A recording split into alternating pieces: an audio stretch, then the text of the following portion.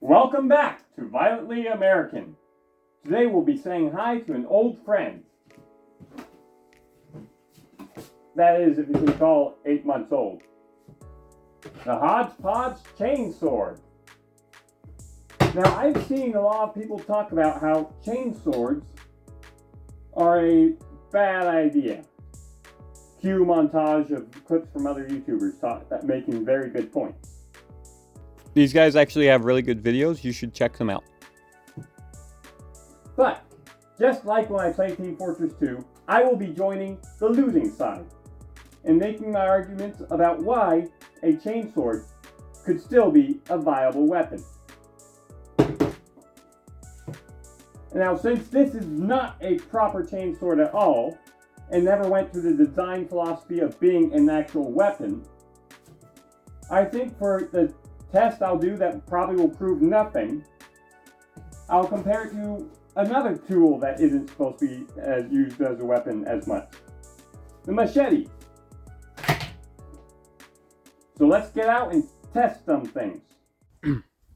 A major argument when it comes to chainswords is that they're not fast enough to cut through things properly.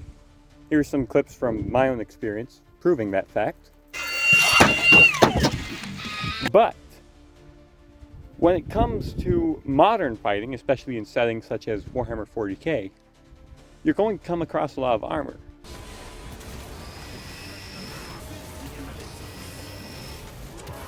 Now, because both the objects I'm cutting with are not designed for this, I'll be using just 4 layers of detonant nailed to a wooden block to test how good each one is for cutting through this makeshift armor.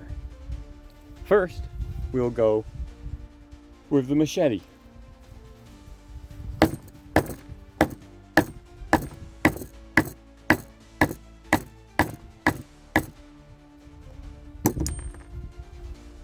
That cut all the way through.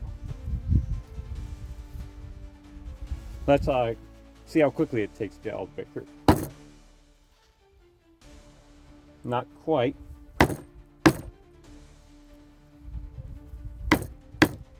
Looks like just 2 whacks. And you've diced it up. Now for the chainsword.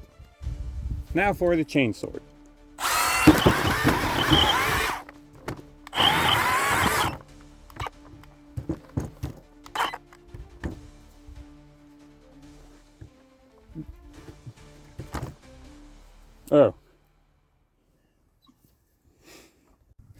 So it also cut through, but got stuck in the process. So chainswords don't work that well on soft armor. However, what if in the future they're using hard armor instead of soft armor? How well does a sword do against that?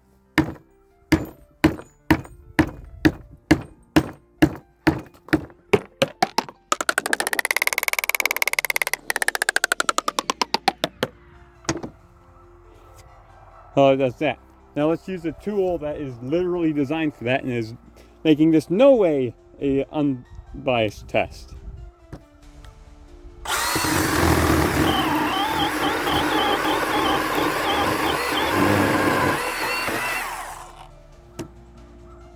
Of course, in the future, the most likely armor we'll see is probably going to be metal based. So for this test, I've got some thin corrugated metal roofing. Tell it's metal because it makes noise. So, blade test.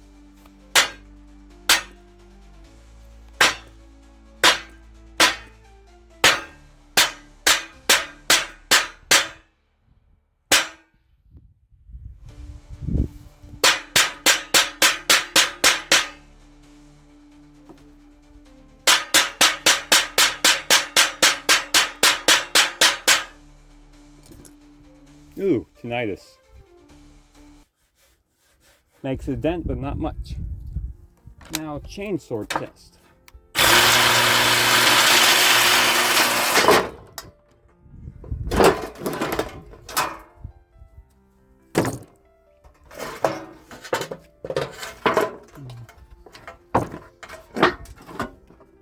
right through. Interesting. Also, I definitely did not seat that very well after the previous mishap, did I? Oh, actually.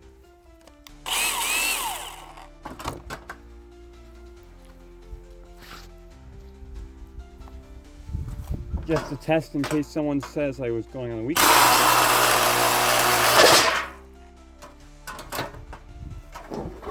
Another cut through. Of course, that kickback is very dangerous, and I probably wasn't wearing the right safety gear at all. So in case someone was wondering about stabbing, which I should have tested too.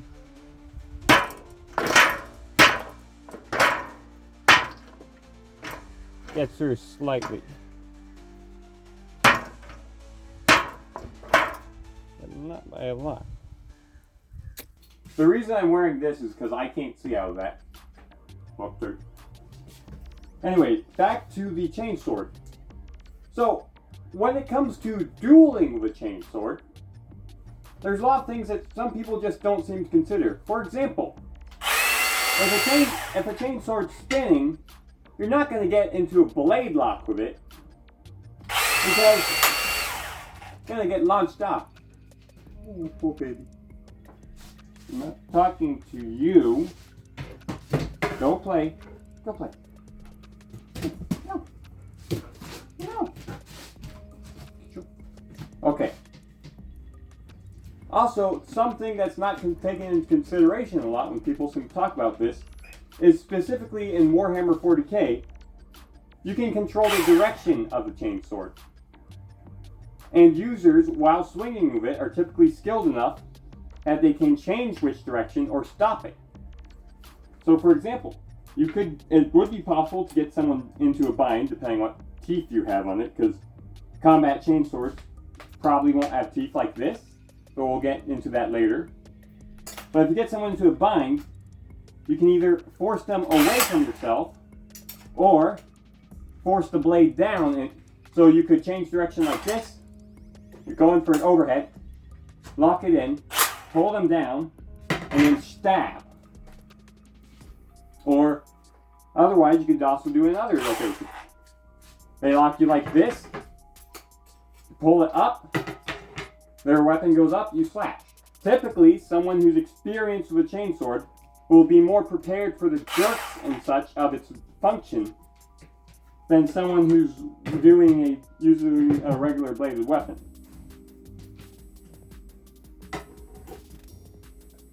Now, onto the subject of teeth. Because for a lot of criticism about using chainsaws as weapons, not so much chainswords, is the teeth aren't meant for being used as a weapon. Now, you could argue that the original chainsaws were meant for cutting through flesh, because they're used to cut the birth canal a bit larger. Or not that, but it was a birthing aid, which was better than what the other options of the time were. That was over 100 years ago. But then some genius thought, hey, we can cut down trees with this instead of cutting women's pubic symphysis. But if we were to go back to cutting flesh, the tooth design would be way different. For example, maybe it'd be a tooth which sticks up quite a bit every few spaces, more spread out like this, so you could shove it into someone. You have like a 1 or 2 inch spike go into their armor or their person, and then you can run it and rip open that gouge you just made. Or you could have a double barbed hook design. So that way when you're running it, it will catch into armor better and dig in. Again, with the chainsaw as a weapon, you can't think of it as a sword, as everyone has pointed out before, because there's a bunch of issues. For example, with this chainsaw, it's about as wide as its teeth, kind of, but for a blade that's still quite thick. And if you were to have like a Warhammer chainsaw, which has a back part, so you could actually like do a half sorting technique potentially, that's going to be wider. So then you'll have a weapon that is more likely to get stuck in opponents.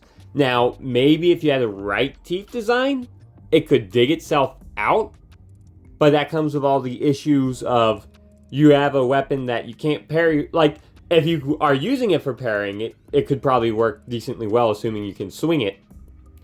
But if you're jabbing into someone, you better hope you're making a killing strike, which then again, for Space Marines, if you're making a strike, it usually is going to be a killing strike.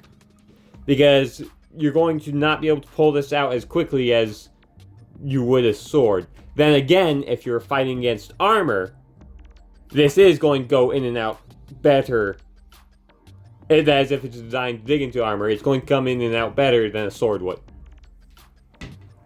But you have a good chance of getting stuck in the flesh. Buddy, what are you doing?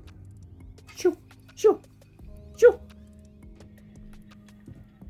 Now, as a weapon though, chainswords should be not thought of as swords, but actually we should regard them closer to their actual historical equivalents, such as the Limano or the Hakatuel.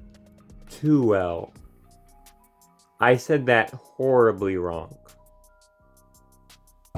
However, the Aztec obsidian-bladed saw, which apparently, according to Wikipedia, was used as both a weapon and a saw. Now, Wikipedia is not always right, so I could be wrong. I could be wrong in many, many ways. But yeah, that would be the closer weapon equivalent you'd compare them to. It'd be a club that tears into an enemy, not a sword that slices. It's a very vicious club. To anyone who's actually watched this far, thank you for watching. I know it's like a couple days before Christmas now, so Merry Christmas, and again, thank you for watching. I like making videos like this, and I like sharing them, and I hope to do more in the future, and slowly get better over time. Merry Christmas, and have a good day.